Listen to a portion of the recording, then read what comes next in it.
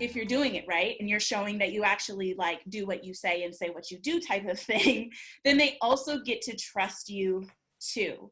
So it's a great way to connect with them, share your services on a consistent base without feeling like a used car salesman.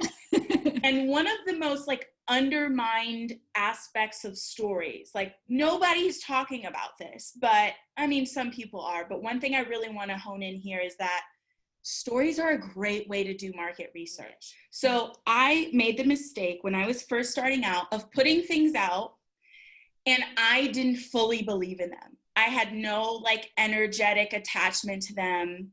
And it wasn't until about November of 2018 that I started to get some clarity around like, okay, this is what I'm great at and what brings me joy. And this is also what my ideal client needs from me.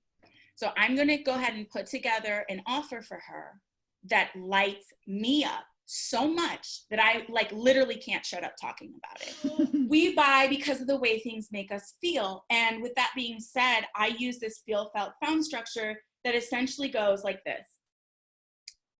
I know how you feel, and this is how you're feeling. And I know that because that's how you felt. I know that because that's how I felt, and this is what I found. So